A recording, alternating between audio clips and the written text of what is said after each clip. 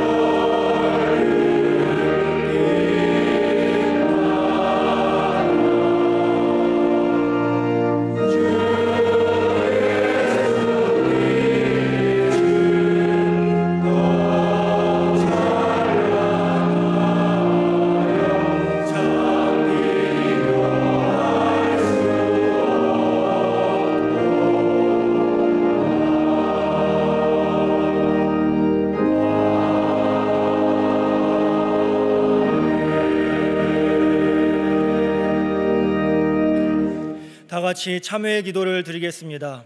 자비로우신 하나님, 저희가 예수 그리스도의 이름보다 세상의 지혜와 힘을 더 의지하여 구원의 본질을 흐리게 한 죄를 용서하옵소서. 이제는 세상의 모든 헛된 것을 버리고 오직 예수 그리스도만 따르게 하옵소서. 이제는 하나님께 저희 각자의 죄를 참회하며 계속 기도드립니다.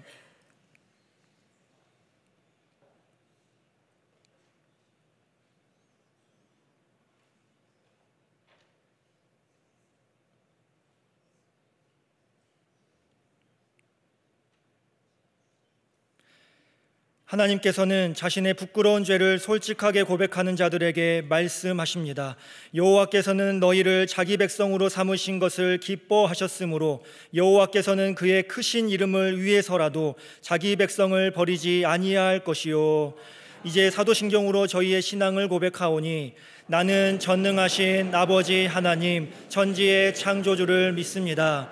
나는 그의 유일하신 아들 우리 주 예수 그리스도를 믿습니다. 그는 성령으로 잉태되어 동정녀 마리아에게서 나시고 본디오 빌라도에게 고난을 받아 십자가에 못 박혀 죽으시고 장사된 지 사흘 만에 죽은 자 가운데서 다시 살아나셨으며 하늘에 오르시어 전능하신 아버지 하나님 우편에 앉아 계시다가 거기로부터 살아있는 자와 죽은 자를 심판하러 오십니다. 나는 성령을 믿으며 거룩한 공교회와 성도의 교제와 죄를 용서받는 것과 몸의 부활과 영생을 믿습니다. 아멘. 자리에 앉으시기 바랍니다. 다 함께 성시를 교독하겠습니다. 성시는 교독문 43번, 시편 99편입니다.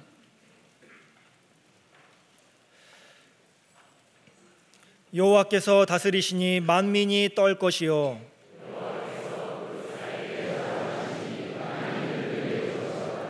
시온에 계시는 여호와는 위대하시고 모든 민족보다 높으시도다.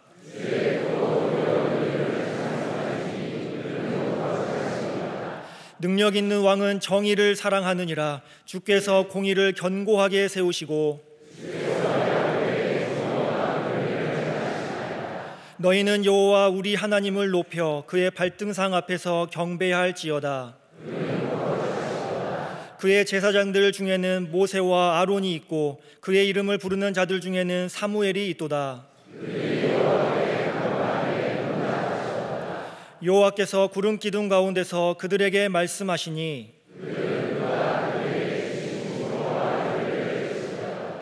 여호와 우리 하나님이여 주께서는 그들에게 응답하셨고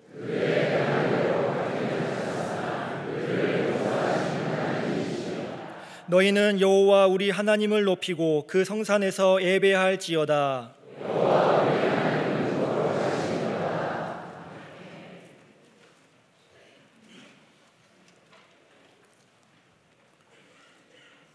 천지를 만드시고 주관하시는 하나님 아버지, 저희들이 하나님께 예배하러 이 자리에 나왔습니다. 온갖 죄악과 악의 유혹이 가득한 이 세상에서 살아가는 저희들이 주님의 성전을 찾아왔나이다. 자비로우시며 은혜로우시며 노하기를 더디하시며 인자하심이 풍부하신 하나님께서 허물 많은 저희들을 용납하여 주시옵소서.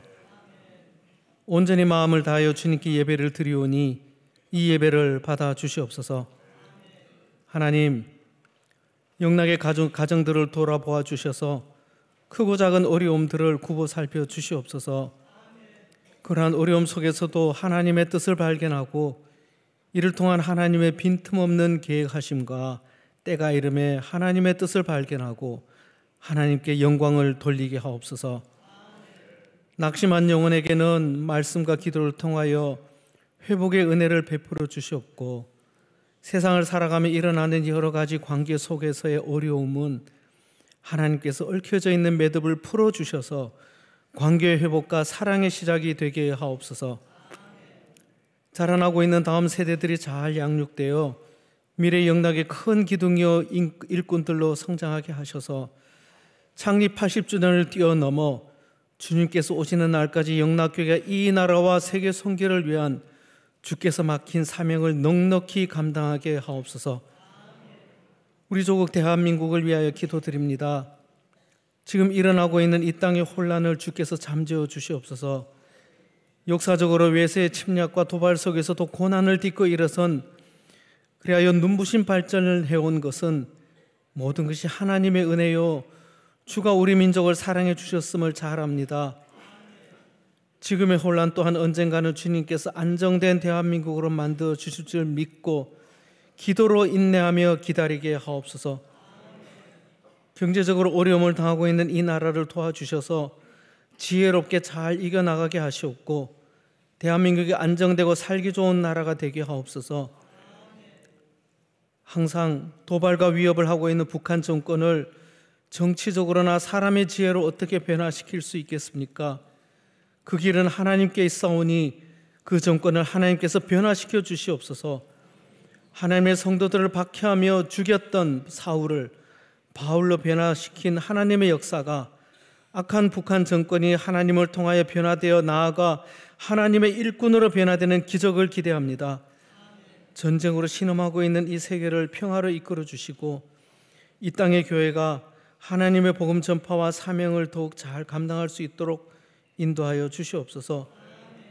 선교의 최전선에서 수고하시는 선교사님들의 신원을 강건하게 하시고 힘든 선교지에서 아무에게도 말 못할 어려움을 눈물의 기도로 탄원하는 기도 소리를 들어 응답하여 주시옵소서. 한국의 교회들은 기도로 물질로 힘껏 동참하게 하옵소서. 창립 80주년 사업들이 하나하나 진행되어 마무리되어져 가는 이때에 마지막까지 기도로 진행하게 하시고 수고하시는 많은 일꾼들이 있습니다. 그 수고를 하나님께서 일일이 기억해 주시되 사람의 공로는 숨겨지고 오로지 하나님만 영광되게 하옵소서. 9월에 있을 총회를 위하여 기도드립니다. 총회에 참가하시는 많은 주의 종들이 총회를 통하여 한국교회와 성도를 위하여 머리를 맞대게 하시고 1년에 한 번씩 개최되는 연례 행사가 아닌 한국교회를 살리고 하나님의 뜻을 알기 위하여 몸과 마음을 쏟는 귀한 모임이 되게 하옵소서. 말씀을 들고 서시는 담임 목사님의 선포가 우리의 심령을 찔러 쪼개게 하시고 찬양대의 찬양은 하나님의 보좌를 울리는 영광된 찬양이 되게 하옵소서. 예수님의 이름으로 기도드립니다. 아멘.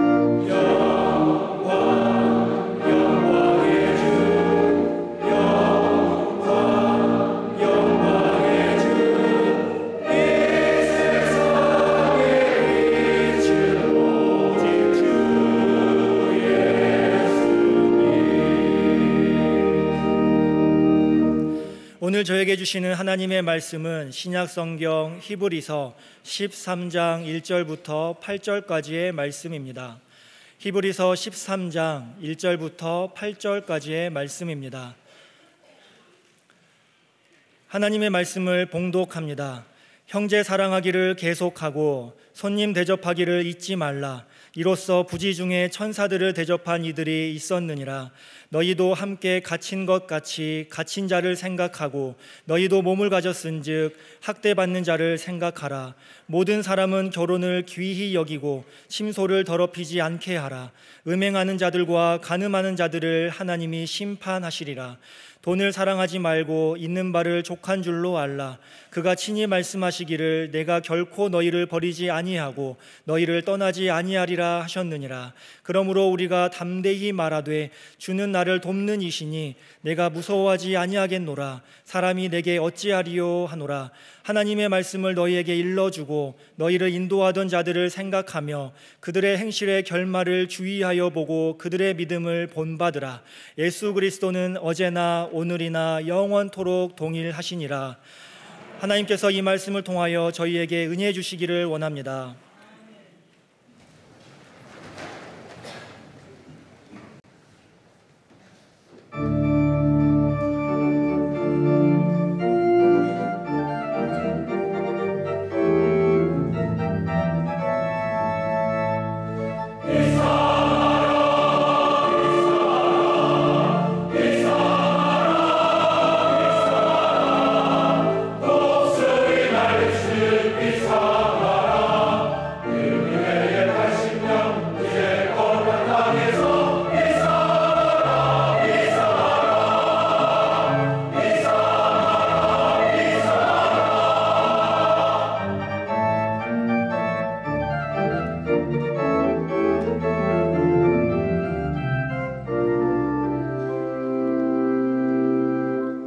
하나님의 뜻에 따라 세워진 배단위 전도교회,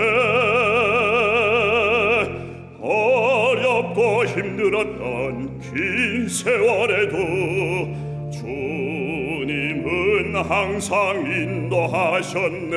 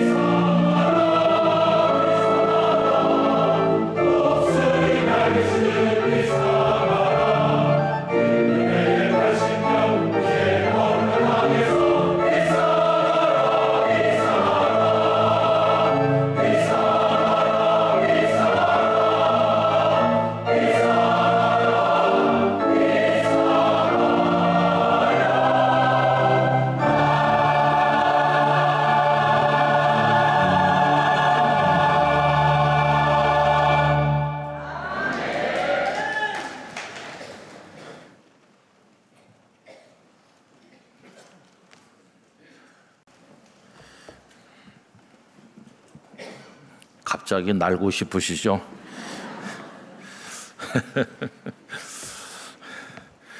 근데요, 연세 드시면 몸이 점점 무거워서 날기는커녕 일어나기도 힘들 거잖아요. 우리 교회도 나이가 제법 먹었습니다. 벌써 80년이니까 날아오르기는커녕 몸이 더 무거워지기가 쉬워요. 여러분, 날아오르게 하시는 분은 주님이시죠. 우리 힘으로 나는 게 아니에요, 그죠? 영락교회를 세우신 분도 우리 주님, 또 귀한 한경직 목사님을 비롯한 많은 우리 선배들을 주신 분도 우리 주님, 부족한 우리들을 통해 예배를 받으시는 분도 주님, 오늘도 이 자리에 오게 하신 분도 주님이십니다. 우리 자손만대가 여기서 하나님을 경외하도록 허락하시고 은혜를 주실 분도 주님이십니다. 모든 영광 우리 주님이 받으셔야 되는 것이죠. 그 중에 한 사람으로 속하여 오늘도 2부 예배 드릴 수 있도록 불러주심에 깊이 감사드리면서 오늘 오신 성도님들, 영상으로 연결되어 계신 모든 분들에게 하나님의 큰 은혜가 넘치시기를 바라고, 주님의 몸된 교회인이 교회를 사랑하고 또 아끼면서 우리가 여기서 주님 나라로 부름받아 가는 그날까지 믿음의 본분을 잘 지켜나가기를 간절히 소망합니다. 이 찬양은 우리 성도님이 직접 이렇게 다 가사를 여서 작곡하고 만드신 거예요. 얼마나 귀한 찬양인지. 다른 교회에는 없는 찬양이다. 우리 교회 안에서 하나님께 감사하는 찬양이다, 이렇게 생각이 듭니다. 예수님의 승천 이후에 복음이 하나님의 성령의 역사 가운데 세우신 신실한 증인들에 의해서 로마 제국 안으로 쫙 퍼져나갔습니다. 그 당시 로마 제국의 영적 상태를 한마디로 말한다면 종교는 많이 있었으나 신앙은 없었다라고 정리할 수 있습니다. 종교는 많이 있었다는 말은 무슨 뜻일까요? 무수하게 많은 종교가 로마 제국 안에 있었습니다. 노던 대학의 신약학 교수이신 니제이 굽타라고 하는 교수님이 쓴 기독교, 로마를 뒤흔든 낯선 종교라고 번역된 책에 보면 로마 제국의 여러 종교 실태를 잘 설명해 주고 있습니다. 이분은 대플리니우스로 보통 일반적으로 알려진 1세기 로마 정치인 가이우스 플리니우스 세쿤두스라는 분이 계시는데, 그분의 글을 일부 그 책 속에 인용하고 있습니다. 그 인용된 부분의 일부를 제가 읽어드리면 이런 얘기가 나와요.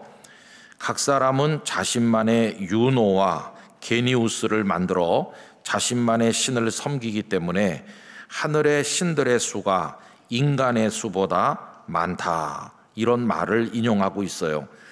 여기 유노와 게니우스라고 하는 것은 사람들이 각자 취향에 따라서 이렇게 신상을 만들고 거기다가 이름을 붙인 거예요. 그래서 이 신이 우리 가정의 수호신이다, 이런 식으로 하는 것입니다. 그런데 사람들은 이런 신을 하나만 섬기는 게 아니라 무수하게 많이 섬기고 집 안에다가 설치하기도 하고 또 조그맣게 만들어서 외출할 때 주머니 속에 넣고 다니기도 했으니까 이 플리니우스가 하는 말, 사람 숫자보다 신의 수가 더 많다는 말이 과언이 아닌 것이죠. 실제로 베수비오 화산의 폭발로 인해서 묻힌 그 비극의 도시 폼페이가 발굴될 때 거기 죽은 사람들의 시신도 많이 발굴됐지만은 그런 신상들이 수천 개 이상 발굴됐다고 합니다.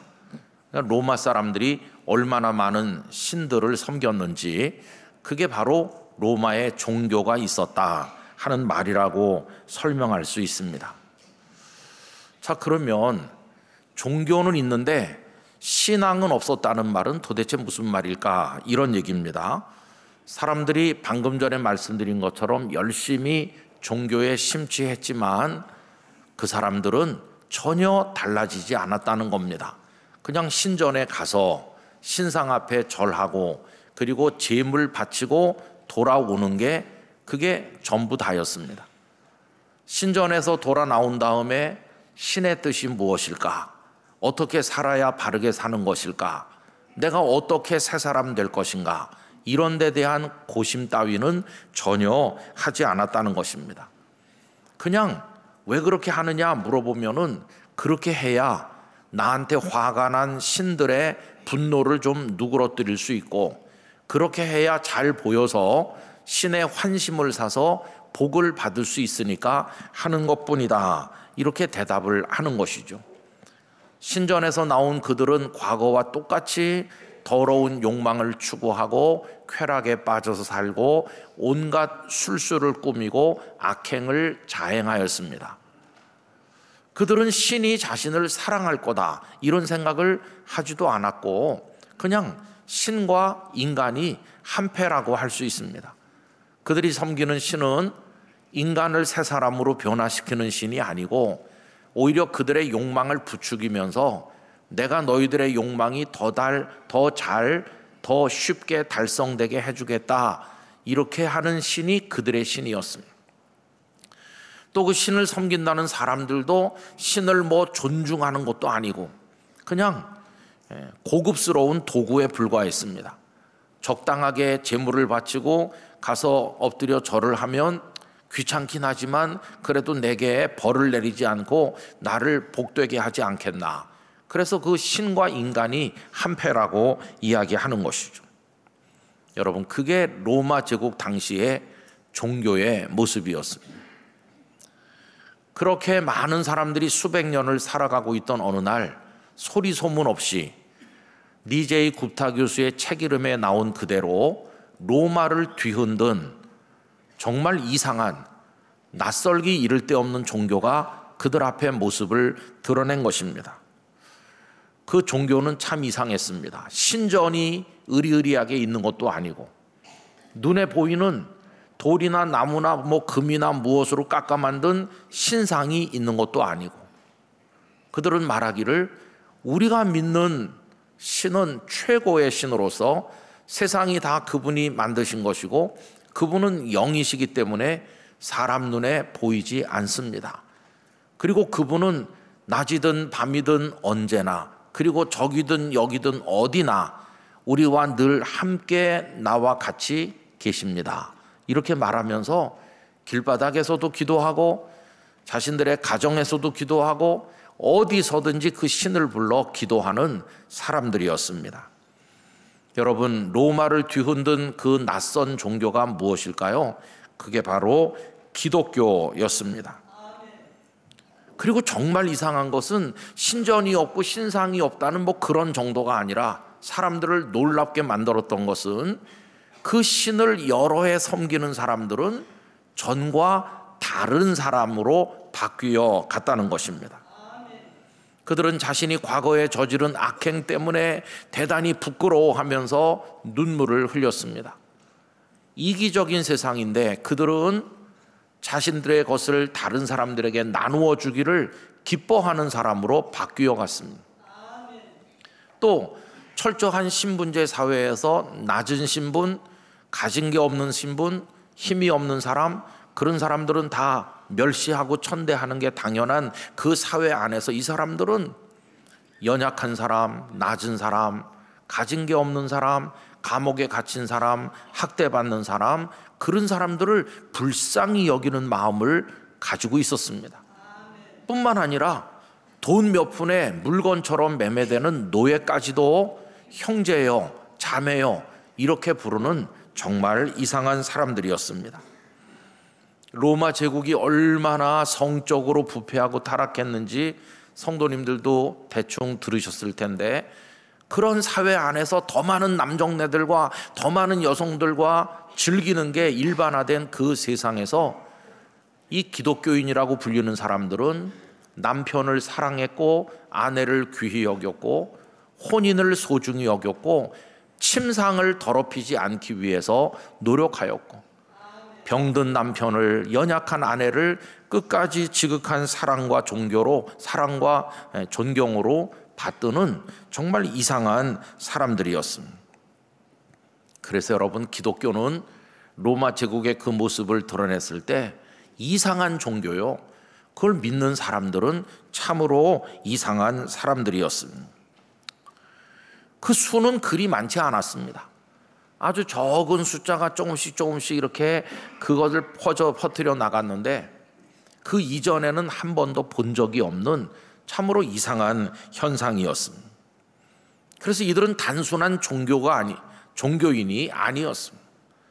그래서 그들은 다르게 불려질 수 있었는데 그들은 종교 생활을 하는 사람이 아니라 신앙 생활을 하는 사람이고 그들이 보여주는 그 모습이야말로 종교와는 구별되는 신앙이라고 이야기할 수 있었다는 것입니다. 로마 제국 안에 종교는 여러 가지들 중에 하나였습니다. 모든 사회가 정치 활동이 있고 경제 활동이 있고 사회적 문화적 기관들이 있어서 다양한 상호작용을 하면서 그 안에서 뭔가를 하고 그리고 그 안에 개인의 삶, 가정의 삶, 어떤 단체의 뭔가가 다 있는 것이고 그 많은 것들 중에 하나가 종교였습니다. 종교는 그 많은 것들 중에 일부에 불과했습니다. 그런데 이 기독교인들에게는 달랐습니다.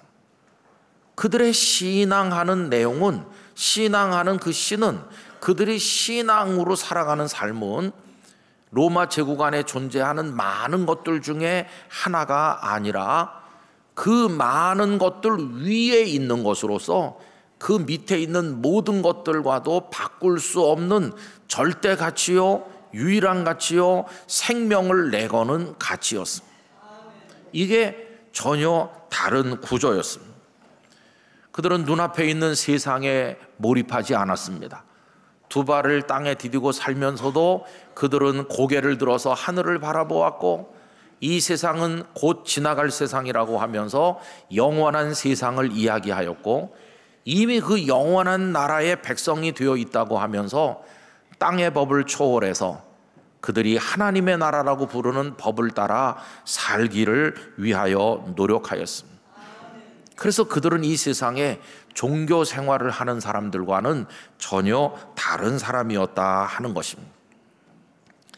여러분, 그들이 이 세상을 그런 눈으로 바라보면서 영원한 생명, 영원한 진리, 영원한 나라를 바라보았기 때문에 이 세상의 것들로는 그들의 마음을 흔들 수가 없습니다. 정치 활동의 결과로 나타나는 권력, 경제 활동의 결과로 나타나는 물질, 어떤 사회적 활동의 결과인 명예, 그 어떤 것들로도 그들의 마음을 유혹하거나 살 수가 없었습니다. 그래서 사람들은 그들을 위협해 보기로 했는데 협박하고 겁을 주어도 그들은 끄떡도 하지 않았습니다. 어떤 땐 욕을 했고 미워했습니다. 때리기도 했고 가두기도 했고 빼앗기도 하고 심지어는 끌고 나가서 많은 사람들 앞에서 죽이기도 했습니다. 그러나 이 기독교인들은 그 어떤 상황 속에서도 흔들리지 않았고 어차피 이 세상은 지나가는 것이라고 하면서 영원한 그들의 신 앞에 영원한 진리를 따라 자신들의 생명을 바치는 것까지도 두려워하지 않았습니다. 세상은 그들을 그리스도인이라고 부르게 된 것입니다. 여러분, 로마 제국 안에 살고 있었던 우리 선배들의 모습이 그러하였습니다. 그런 이들이 무수하게 많지만 예를 들어서 언젠가도 말씀드린 안디옥의 감독인 이그나티우스를 생각해 보십시오. 이분은 바울과 바나바를 전도 여행에 파송했던 수리아 지역 그 안디옥의 감독이었습니다. 근데 이분이 붙들려서 로마로 호송되게 됩니다. 이제 로마에서 재판을 받고 순교할 수도 있는 엄중한 상황이었습니다. 그분이 그런 위급한 상황에 처했다는 소식이 전해졌을 때 로마에 살고 있는 그리스도인들은 이그나티우스의 구명운동을 벌이게 되었는데 그 소식을 전해 들은 이그나티우스는 서머나를 지나갈 무렵에 로마에 있는 그리스도인들에게 편지를 보내서 그가 남긴 7편의 편지 중에 하나가 로마에 보낸 편지입니다. 그 중에 가운데 부분을 제가 일부 읽어드리면 다음과 같습니다. 5장 2절, 나를 기다리고 있을 맹수들을 생각할 때 느끼는 흥분과 전율을 여러분들은 모르실 것입니다. 나는 그들이 나를 빠른 시간에 해치워 주기를 바라고 있습니다. 나는 맹수들이 나를 빨리 먹어치우도록 나를 그들에게 던질 것입니다. 두려움 때문에 지연되도록 하는 것은 나의 바라는 바가 아닙니다. 만약 그들이 망설인다면 내가 강요할 것입니다. 5장 3절, 나를 용서하십시오. 나는 무엇이 내게 유익한지를 알고 있습니다. 지금 순간은 내가 막 그리스도의 제자가 되기를 시작하는 순간입니다. 제발 그리스도께로 나아가는 나의 길을 가로막는 아무런 장애물도 나타나지 않게 하옵소서. 무엇이든 오라, 불도 십자가도 맹수와의 싸움도 온몸이 부서지는 것도 사지를 난도질하는 것도 악마의 잔인한 고문도 오라. 단지 나를 예수 그리스도께 나아가도록만 하라. 그래서 자신의 구명 운동을 하지 말고 자신이 순교의 제물로 그리스도께 바쳐질 수 있도록 내버려 두라고 그 편지 속에서 이야기하셨습니다. 그리고 이 이그나티우스는 로마에 도착했고 1908년인지 1910년인지 확정할 수는 없지만 로마에서 위대한 순교자가 되셨습니다. 여러분, 이런 믿음의 선배들은 히브리서 11장 38절이 언급하고 있는 것처럼 세상이 감당하지 못할 사람들이었다, 그렇게 말할 수 있고, 이들을 세상 사람들은 그리스도인이라 이렇게 부르게 된 것이었습니다. 오늘 2부에 예배하시는 성도 여러분, 우리들은 그분들의 후예입니다. 그분들의 후예로서 오늘 우리도 이 자리에서 예배를 드리고 있는 것입니다. 그분들이 예배했던 하나님께 우리도 예배하고 있습니다. 그분들이 믿었던 예수 그리스도의 십자가와 부활의 복음을 오늘 우리도 믿고 있습니다. 그분들이 예수님으로부터 받은 구원을 우리도 받습니다. 죄와 사망과 사탄의 권세로부터 벗어나게 하시는 놀라운 은혜를 우리도 받습니다. 그분들이 하나님의 자녀였던 것처럼 우리도 하나님의 자녀입니다. 그분들도 영원한 생명을 바라보며 하나님의 나라 천국을 향해 나갔던 것처럼 우리도 영생을 향하여 주님 나라를 향해 나아가고 있는 것입니다. 그분들이 그 로마의 사람들이 이해할 수 없는 참 이상한 방식으로 살아간 것처럼 오늘 우리들도 살아야 마땅하고, 우리 중에는 그렇게 사는 분도 있고 부족하지만 그렇게 살아보려고 노력하는 이들도 있는 것입니다. 그래서 그분들을 세상이 그리스도인이라고 불렀다면 오늘 우리도 로마 제국과 다를 바가 없는 이 세계 안에 존재하면서 오늘의 그리스도인으로 살아가야 마땅한 줄로 믿습니다.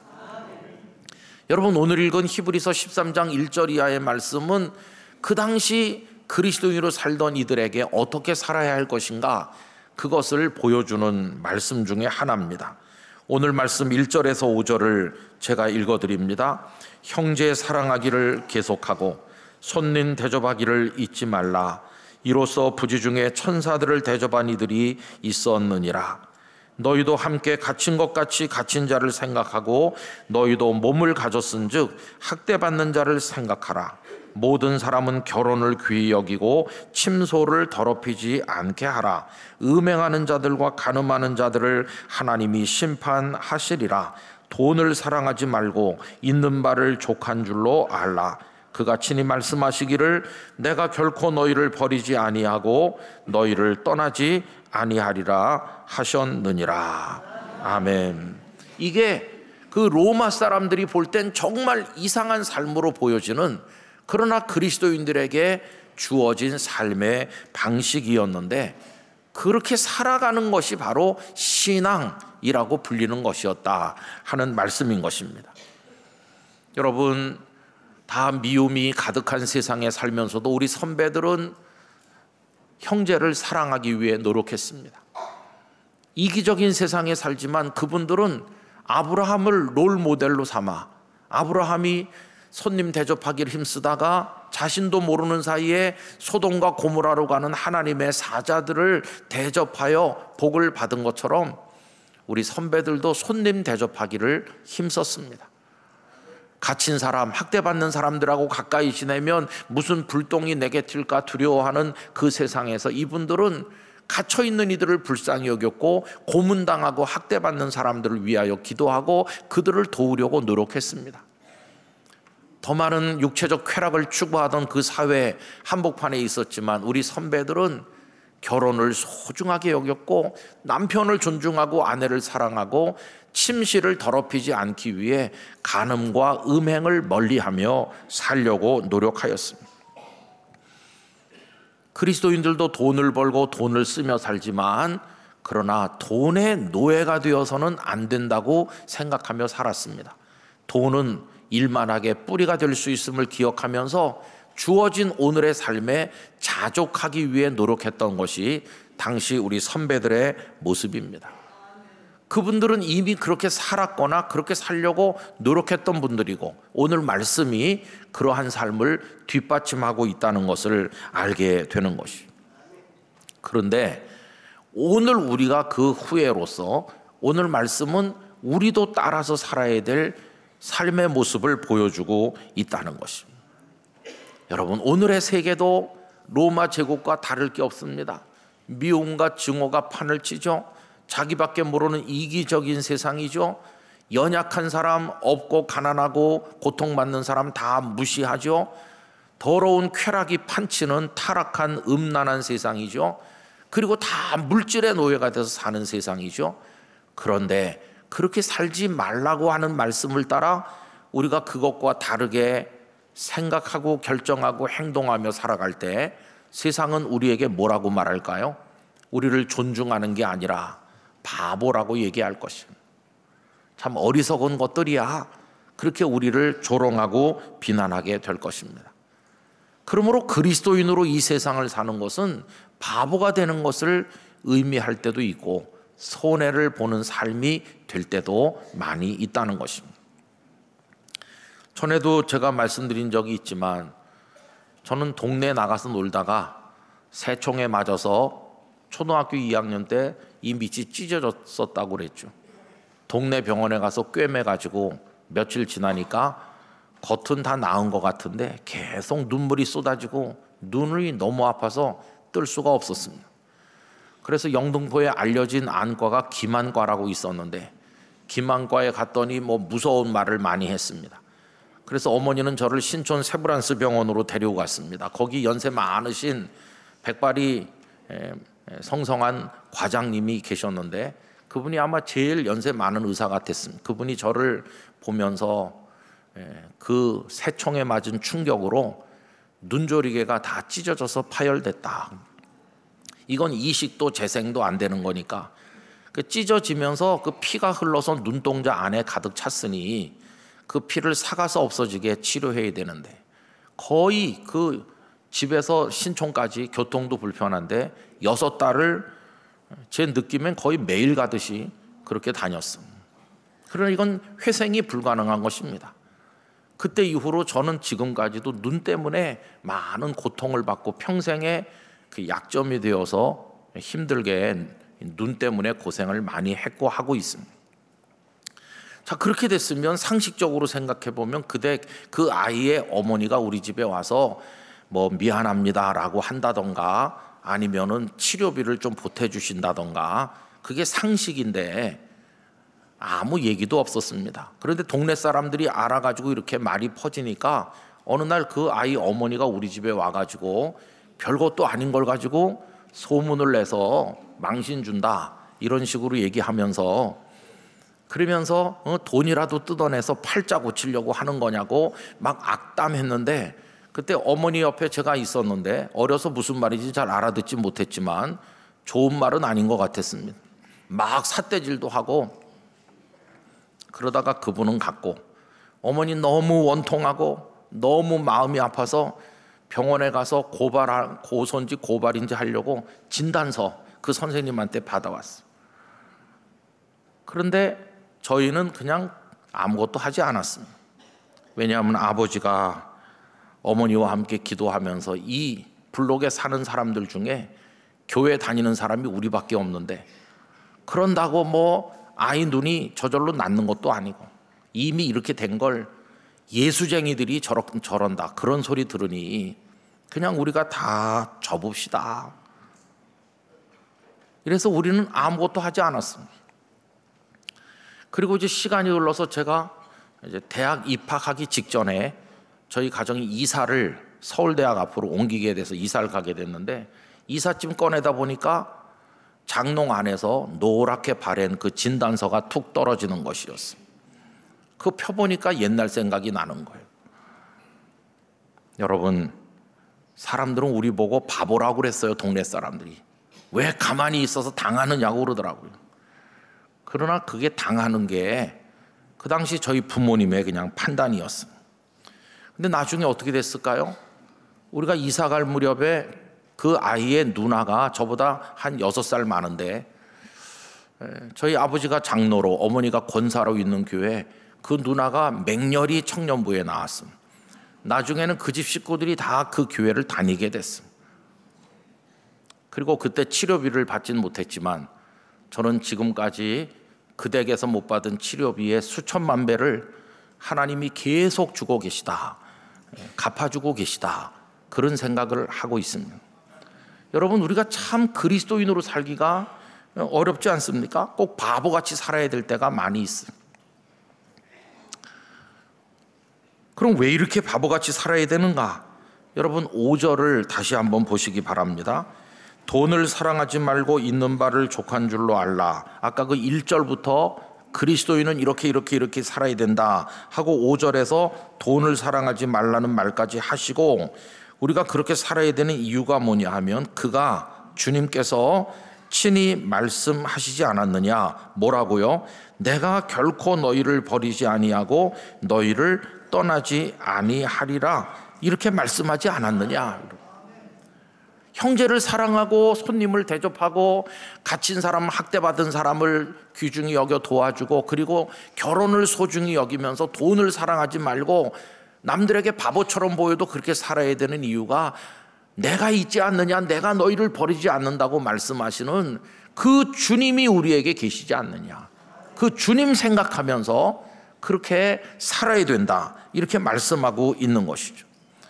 그래서 여러분, 주님께서 내가 있지 않니, 내가 너희를 버리지 않고 내가 너희를 도울 것이다, 이 말씀을 생각하면 용기가 생기면서, 그래서 응답할 수 있어요. 6절, 그러므로 우리가 담대히 말하되 주는 나를 돕는 이시니 내가 무서워하지 아니하겠노라. 사람이 내게 어찌하리요 하노라. 주님, 그렇습니다. 당신이 계시고 당신이 내 편이시니 세상 사람들이 다 바보라고 욕해도 나는 하나님, 우리 주님 당신으로 인해서 용기를 가지고 저의 믿음의 삶을 지키겠습니다, 이렇게 말할 수 있게 된다는 것입니다. 그러면서 그렇게 살으라고 일러준 믿음의 선배들, 말씀을 가르친 분들이 어떻게 살아, 어떻게 복을 받았는지를 가만히 보고 그분들에게 배운다는 거죠. 7절, 하나님의 말씀을 너희에게 일러주고 너희를 인도하던 자들을 생각하며 그들의 행실의 결말을 주의하여 보고 그들의 믿음을 본받으라. 그래, 세상이 비웃고 손가락질할수록 우리는 말씀을 가르치고 말씀대로 잘 사신 분들이 어떤 복을 받았는지를 보면서 나도 저 장로님처럼 저 권사님처럼 복을 받고 싶다, 저분들 말씀대로 살더니 저렇게 되는구나, 이렇게 우리는 오히려 더 말씀에 집중하는 그리스도인으로 살아가야 한다는 것입니다. 그리고 그렇게 하는 궁극의 이유 한 가지, 그렇게 하는 궁극의 이유 한 가지는 무엇 때문이냐 하면, 여러분, 우리에게는 주님이 계시기 때문에, 주님은 지난 과거에도 우리 주님이셨고 우리를 사랑하셨고 현재도 우리와 함께 계시고 우리를 사랑하시고 영원히 변치 않는 사랑으로 우리의 미래를 영원으로 이끌어 가실 우리 주님이신데, 그분이 계시기 때문에 우린 예수님 생각해서 그렇게 살아야 되는 것입니다. 예수님은 절대 이유요, 마지막 이유요, 영원한 이유가 되시는 분이세요. 그분이 어떤 분이신가? 오늘 본문 8절 다 같이 읽어보도록 합시다. 예수 그리스도는 어제나 오늘이나 영원토록 동일하시니라. 할렐루야. 그 예수님, 어제나 오늘이나 영원토록 동일한 예수 그리스도, 그분이 이유가 되시기 때문에 우리는 세상과 다르게 생각하고 다르게 결정하고 다르게 말하고 다르게 행동하며 그 과정에서 손해도 보고 바보가 되기도 하지만 답답하기도 하고 어리석어 보이기도 하지만 너 왜 이렇게 사느냐 그러면 우리 주님 때문에요. 이렇게 대답할 때 그런 사람을 그리스도인이라고 부르게 된다는 것입니다. 여러분, 예수 그리스도 우리 주님이 오늘 2부에 예배하는 여러분들의 삶의 이유가 되시길 축원합니다. 오늘 여기 왜 오셨습니까? 예수 그리스도 그분으로 인하여. 왜 이렇게 살려고 하십니까? 예수 그리스도 우리 주님 때문에. 그분은 우리의 영원한 이유가 되시는, 우리의 삶의 목적이 되시는 분이시기 때문인 것입니다. 만약에 예수 그리스도가 우리의 이유가 아니라면 우리는 그리스도인이 아닙니다. 이렇게 와서 예배하고 섬기고 봉사하고 뭐 이렇게 헌금 드리고 뭐 찬양하다가 집에 가도 예수 그리스도 때문에 하는 게 아닌 어떤 다른 목적이나 동기나 이유 때문에 하는 것이라면 그 사람은 그리스도인이 아닌 것입니다. 또 열심히 이렇게 해도 저 예배당을 나가서 전과 동일하게 욕망에 따라 더럽게 술수를 꾸미고 악행을 행하면서 산다면 로마 제국 시대 신전에 드나들던 종교 생활하던 그들과 똑같은 그런 사람이 되고 마는 것입니다. 우리가 진짜 그리스도인이 되려면 늘 예수님 생각해야 됩니다. 예수님 얼마나 날 사랑하셨나. 나 예수님 때문에 이제는 그거 끊어야 되겠어. 이제는 그거 포기하겠어. 이거 하기 싫었지만 예수님 때문에 나는 이제부터 이걸 해야 되겠어. 예수님이 이유가 되시는 삶을 우리 안에 만들어 나가려고 몸부림치고 기도한다면 그 사람이 그리스도인이라고 불릴 수 있다고 하는 것입니다. 여러분, 그리스도인들은 눈앞의 일에 일이 일비하지 아니하고 이 세상은 불에 체질이 녹아지는 것처럼 다 사라져 없어질 세상이고 나는 마음의 눈을 들어 하늘의 나라를 바라보고 하나님 나라를 앙망하면서 지금 빛나고 높은 보좌에 앉아 계신 우리 예수님을 생각하며 그분을 향하여 그분만을 목적 삼고 살아가게 될 때 그게 바로 그리스도인의 삶이 될 것이라 하는 것입니다. 정치도 지나가고 경제 상황도 다 지나갈 것입니다. 이 세상에 좋은 거 안 좋은 거 다 지나갈 것입니다. 건강한 거 병약한 것도, 오늘 우리 마음이 불행한 거 뭐 기쁜 거 그런 감정의 문제도 다 지나갈 것입니다. 사람들은 그거에 따라 너무도 복잡하게 얽혀 삽니다. 그러나 우리는 그 모든 것을 초월하여 영원히 동일하신 예수 그리스도 우리 주님을 바라볼 뿐입니다. 그리고 그 주님을 향해 주님으로 인하여 살아갈 뿐입니다. 오늘 2부에 함께하는 여러분들 모두가 진정한 의미의 예수 그리스도의 사람, 진정한 신앙인, 주님의 축복된 백성들이 되시기를 간절히 축원합니다. 기도하겠습니다. 거룩하신 아버지 하나님, 로마 제국보다 더 악한 오늘의 세계 속에 연약한 한 사람의 그리스도인으로 살아간다는 것이 무엇인지 정말 어렵고 힘든 일이지만 저희로 하여금 빛나고 높은 보좌에 앉아 계신 우리보다 먼저 이 길을 걸어가신 예수 그리스도를 궁극의 이유로 삼아 예수님으로 인하여 생각하고 판단하고 결정하고 행동하며 살아가는 진정한 그리스도인 되게 하여 주시옵소서. 예수님의 이름으로 기도하옵나이다. 아멘.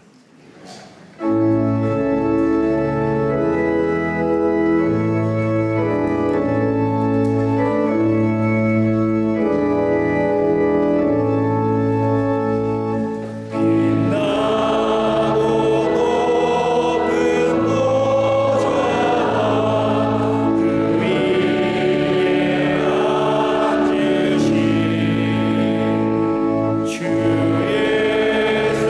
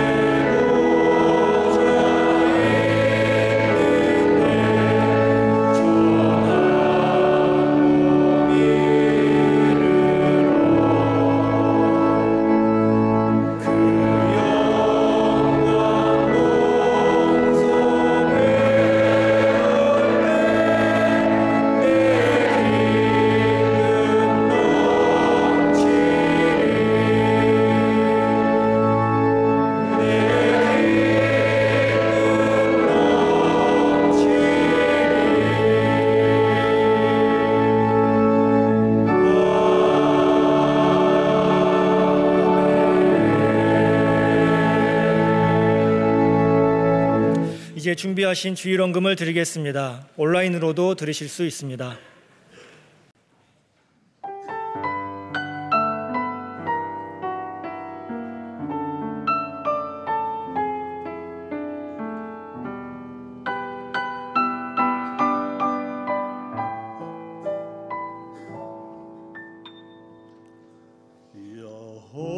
여호와는 나의 목자, 내가 부족함이 없으리로다.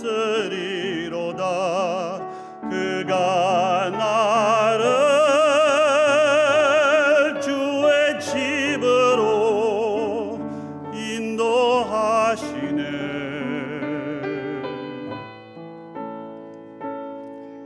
여호와는 나의 목자, 내가 부족함이 없으리로다.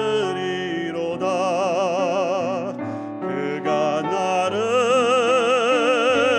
푸른 초장과 맑은 물가로 인도하시도다. 나의 영혼을 소생시키시고 그의 길로 인도하시는도다. 사막의 골짜기로 내가 다닐지라도 주께서 나와 함께 계시니 두려움 없네. 주께서 내 원수의 목전에서 나를 위해 잔치를 베푸시고 내 머리에 기름을 바르시니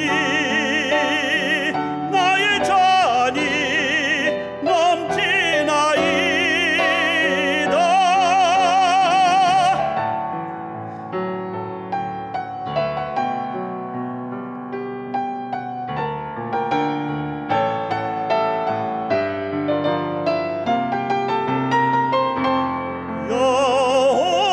여호와는 나의 목자, 그가 나를 푸른 초장과 쉬만한 물가로 인도하시도다. 나의 평생의 선하심과 인자하심이 정녕 나를 따르리니 내가 여호와 집에서 영원히 살리라.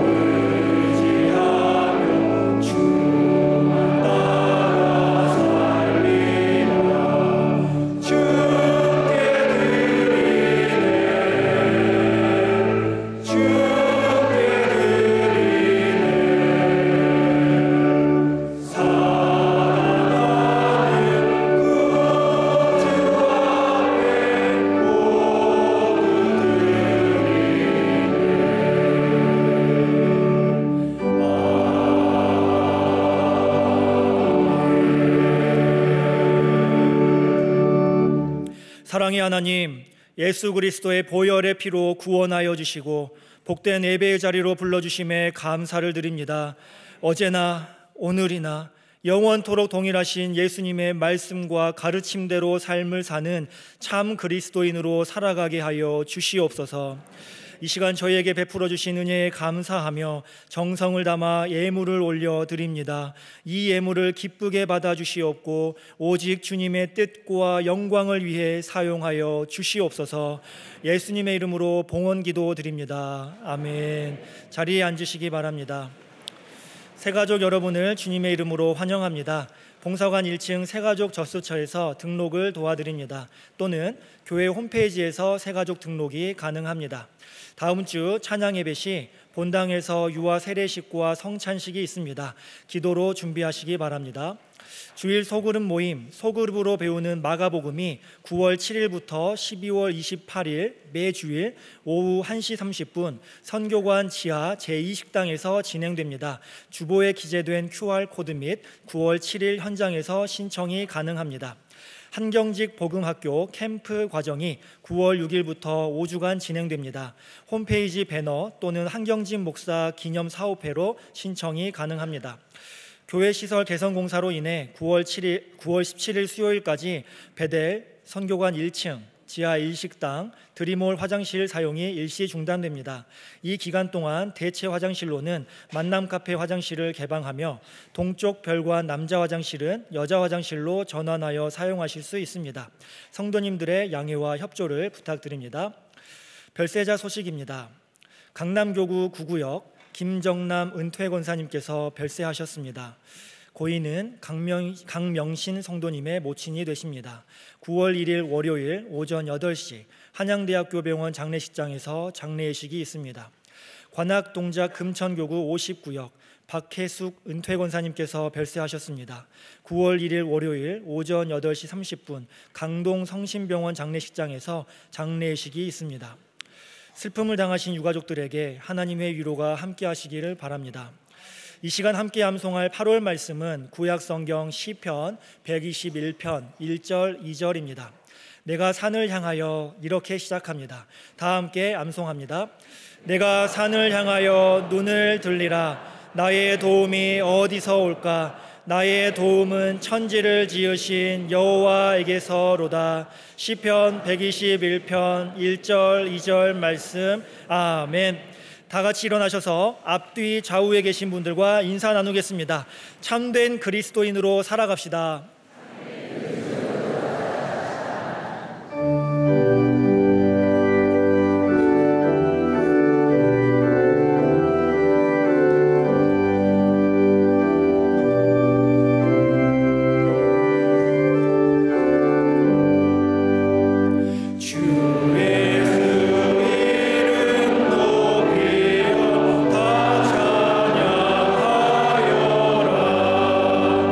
금명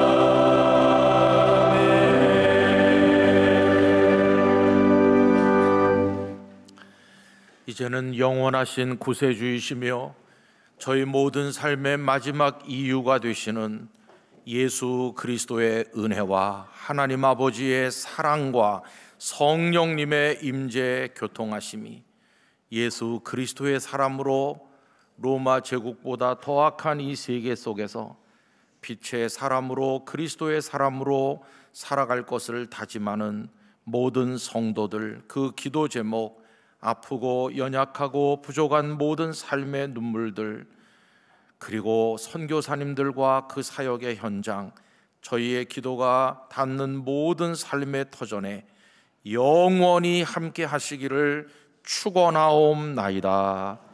아멘.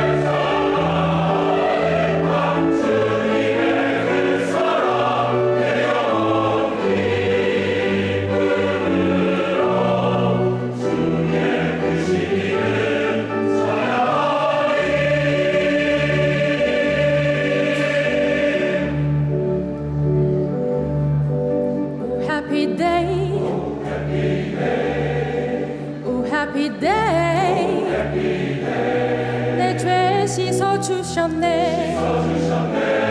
날 구원하셨네. 복 내려주셨네.